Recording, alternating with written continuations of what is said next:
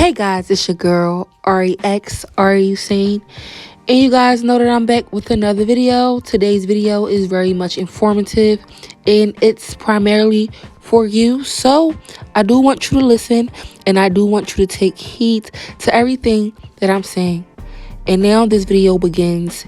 It goes in depth as to why is Israel and America in allegiance. We're not here to judge, we're just here to learn and understand. What made me even want to make this video was the fact that I was being harassed by an Israeli soldier, one of the many, who was using NYCHA, New York City's public housing, as a refugee camp. So, if you are unaware, they are currently allowing Israeli soldiers and people considered of some importance that belong to Israel to use Americans' public housing as like a form of housing, although they are not American citizens. Although, you know, I don't really want to get into a judgmental aspect of it because I'm not here to judge. I'm simply here to inform. So yes, his name is Gabriel Batage. He's currently residing in Lehman Village in Harlem section of New York. And that's what I'm gonna say, because I don't really want to put that man out there like that. But he considers me an enemy of his for whatever reason. I don't understand why, when I am an American native and we are supposed to be in allegiance. But let's get into in-depth and learning right now. So we do have the understanding that Israel and America is in allegiance. And this is important for you to know because since the war between Hamas and Israel, 317 billion tax dollars of American citizens' money, has been paid to Israel up until February 2022. Now, if that does not raise your suspicion, since the year 1999, when the U.S. government signed a memorandum of understanding. Now, memorandum is a written message in a business or diplomacy. A diplomacy is the profession, activity, or skill of managing international relations, typically by a country's representation abroad. Okay, listen closely. So besides the $317 billion that America's government has paid out to Israel of your tax money, of your money, besides that, the memorandum, whatever it's called, Google it. That is separate from that, okay? And on top of that, the United States has promised to give Israel these annual loans to ensure the quality of life in Israel. The loans that can't be less than $3.2 billion. That's aside from the $317 billion. And more on a memorandum, besides the and mind you, these loans that they're getting from America that's under the table, they can be taken out through American banks, whereas though the dollar would be taxed. So let's say let's say America gave Israel $1 billion in 1999. In 2024, they would have to pay America back, $15 billion because the price of the dollar, the value of the dollar has decreased. But no, they're going dollar for dollar. So if you gave me $1 billion in 1919, you just got to pay me $1 billion in 2025 when you get the money. You understand? And even us as American citizens, we have to pay the loans that we take out. When you take out a mortgage for your home, you have to pay that money back with interest. When you take out, you understand, any type of a student loan, you have to pay that loan back with interest. So the Israelis are getting the money scotch-free and under the table, but that is to say the least. And mind you, we're just learning here. We're not judging. You are free to make your own opinions in the comments. For right now, we're just learning. Okay, besides all this money talk, the United States have been supplying Israel with identical security as to the security that the United States of America had. So we are at liberty of being protected by the United Nations Security Council veto. If you don't know what that is, I do encourage you to Google it. This Security Council veto power has only been used by America 25 times in total. And of the 25 times that America has had to use it, 15 of its times They have used it to protect Israel. You understand that? So that is how important America's allegiance is with Israel at the moment and prior to today. So before we get into this topic any deeper, I want you guys to know that this is not at all political. So there's no need for any arguments or any disagreements in the comments. This is strictly for informative purposes only, and I will leave my references in the description of this video, okay? The Israel today is not the Israel from biblical texts. The Israel that we are speaking of today was established as a state in the year 1948. Before that, it was called Palestine. That's Palestine of the biblical text. The original kingdom of Israel was destroyed around 720 BC when it was conquered by the Neo-Assyrian Empire. And Palestine today is considered the biblical Holy Lands, also known as Judea or Judah.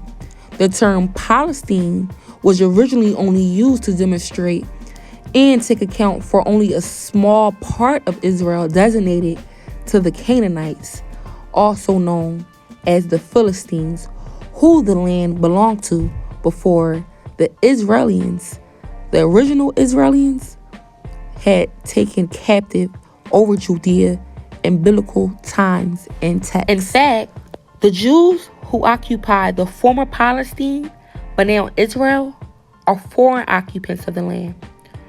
The original expulsion of the type of Jew that Jesus was happened in 70 CE, in which those Jews were taken into exile by the Babylonian king, King Nebuchadnezzar II, who had besieged Jerusalem, stole from Solomon's temple, and then he burned it down. Mind you, this is the whole reason that Israel was left empty and desolate, able to receive the foreign occupants that are occupying the land now. See, in the book of Jeremiah, verse 25, verses 11 and 12 says this about Israel. And this whole land shall be a desolation and an astonishment, and those nations shall serve the king of Babylon for 70 years. And it shall come to pass, when 70 years are accomplished, that I will punish the king of Babylon and that entire nation, saith the Lord, for their iniquity in the land of Chaldeans, and will make it perpetual desolations. Now it says that in the Bible, okay? Now these are the same Chaldeans in which Abraham from the Bible was born of. See, y'all know that he was Chaldean before God adopted him. He was born a Chaldean. But I don't know if that's either here or there. Just follow me. So that leaves one to only wonder, where did the original Israelians go after they were freed from Babylon? Many of those freed exiles or freed captives or whatever you want to call them, they ended up fleeing to Africa and the Moroccos and places that are just pretty much today's Africa is where they went when they were freed from the Babylonians. You may even ask, why didn't the original Israelians turn and go back to the original Israel? Mind you, it was destroyed because King Nebuchadnezzar had destroyed the entire Israel when he took the Israeli captives. Nonetheless, they were forbidden at that time to even return back to their land. Even when they were set free, they were threatened and just strictly forbidden altogether. Now, in 1947, American President Harry Truman at the time was very sympathetic to Zionism, European Zionism, because of his evangelical Christian upbringing. By this time, Judah had been rebuilt. Now, Judah, the original Judah and Israel are two different. They in a state is one Israel, but they were separated. That's why today Palestine, although Israel is in Palestine, Palestine and Israel are fighting each other. But that's not important. This is important. It is important, but by this time Judah was rebuilt and replenished by Israel's cousins, so to speak, the Arabics, and they dwelt there until this day. Those are the same Palestinians that lived there until this day. Eventually, this made leeway for the European Jews who survived Germany's and Adolf Hitler's attack on their existence to flee from Europe to seek refuge in New Jerusalem aka New Israel. Palestine at the time, and this is one of the reasons why they're fighting now, felt like that was not right because they rebuilt their side of the nation up from the ground, and they are the nation's aboriginal people, so they didn't understand and still don't understand why America would turn their nation into an America, like a state that is in allegiance with America. Why are they helping them and aiding them in their own demise when these people have a land, or they probably don't even know if they have a land or to where they belong or what their curse was, but they don't understand. They have a problem understanding why, how, what, when, where. As would you, if you knew the backstory of your nation, and then these complete foreigners came and tried to dictate how you live, what you do, in your way of life that's been this way since biblical texts as well as texts in the Quran. And that's just the easiest way to explain, one of the reasons why the war is happening today. Again, we're not here to judge, we're here to learn. Now, this is where it starts to get a little bit more technical. But listen, in terms of Jesus being a Jew, Judaism and Jewish was a race. You understand? Take that into account. When Jesus was a Jew, it was in terms of race. It was a ethnicity. Now, in terms of the new soon-to-be Israeli settlers, the European Jews, Judaism was a religion. And that was one of the problems that Adolf Hitler had with the European Jews, was the fact that he felt like they were taking away from who the Jews really were. And because of that, he felt like Germany and other nations where these Jewish people rested were cursed, and they were cursing the land, taken away from their resources and the ability for the God who sits in heaven to give to them freely and take care of them freely. Adolf Hitler even proclaimed that he was working for the Lord. Now, I'm not siding with Adolf Hitler. I'm not siding with the Jews. I'm not asking you to side with Adolf Hitler. I'm not asking you to side with the Jews. I'm simply giving you information to where as though you can go read it yourself, because I will leave it in the description of this video. Dig this. Before Israel was even Israel in the biblical times, it was called Canaan, and it was occupied by the Canaanites. Yes, the Canaanites, who were Canaan's descendants. Not Cain. We gonna get there, but Canaan's descendants. And we all know who Canaan was. Now, Canaan was the grandson of Noah. And we're talking Noah's Ark Noah. Yes. He was cursed because he defiled Noah. In the book of Genesis chapter 9:25 says, "Then he said, Cursed shall be Canaan, a servant of servant he shall be to his brethren." You understand? It is rumored that the Canaanites, the Canaanites account for those American Indians that occupied the land before America was invaded. Now, the Phoenicians were namely black, bronze, and brown people, described to be the color of the Indians, with the same hair texture, just all the attributes of the Indians represent the attributes of the Phoenicians if you're good at taking context clues and reading into detail. The theory that the Phoenicians discovered America because the Canaanites eventually changed their names to the Phoenicians, and this is documented in biblical texts as well as on Google. You understand? The theory states that the discovery of the Americas was not, in fact, Columbus or the North settlers, but actually through the Phoenicians. And the only reason why I feel like this could possibly be true, because we all know that the Phoenicians are descendants of Canaan, and Canaan is Noah's grandson. And it is well known that the Phoenicians were gifted in shipbuilding, and they knew so much about the water because this is the water that their grandfather surfaced when it covered the entire land. So you had to know that they had sacred knowledge that others, did not have, because of the fact of where they came from and what their grandfather documented and what they saw and what they knew. Keep that. And that's one of the reasons why I believe that it's more true that the Phoenicians discovered America, because they were the first people to be building ships. You need a ship to sail on the water. You understand? That's just with me applying context to, like I said, this is just a informative video.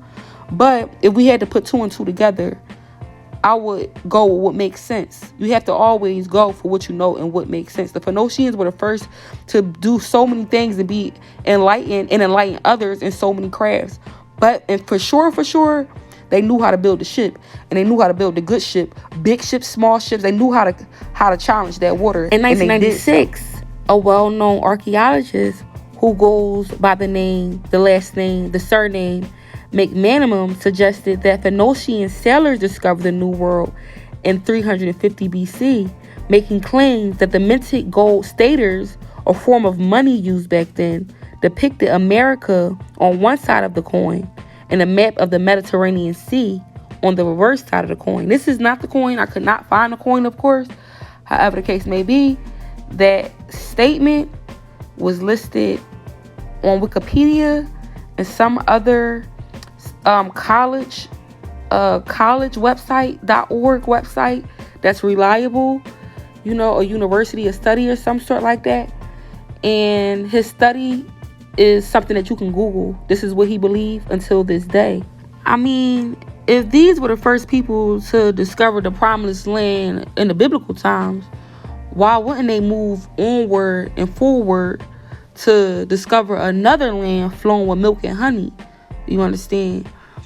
We all know that history has been blotted out for the Phoenicians, for the Canaanites, for those of us who are not considered, one of God's chosen children of Israel. You understand? You're most likely Phoenician as a black person. You're most likely a Canaanite. You're most likely not of the tribe of Israel, because we know that the Israelians of the biblical text fled to Africa.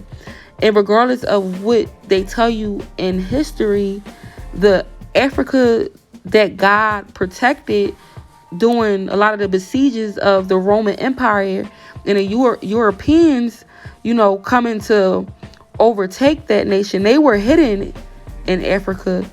By this time, the continent the places in the earth had been renamed and moved around. So they didn't really take those Israelis who fled. They took a mixture of what they thought were Africans, what they thought were strong people, to America as slaves to help build a new world.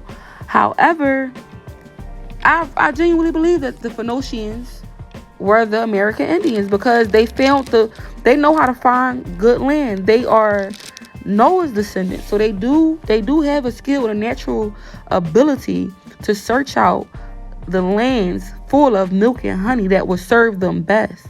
This is just part 2 of a series that I really need you to pay attention to for your own well-being, so that you can know your genealogy, because your genealogy has been lost and watered down and not given to you, because the people who think they know who you are don't even know where they were dwelling when they went to take so-called quote-unquote African slaves captive.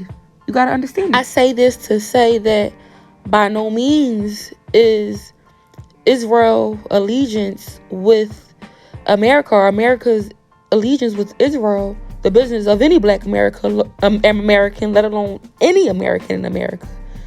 Is not our business. It's something that has been transgressed.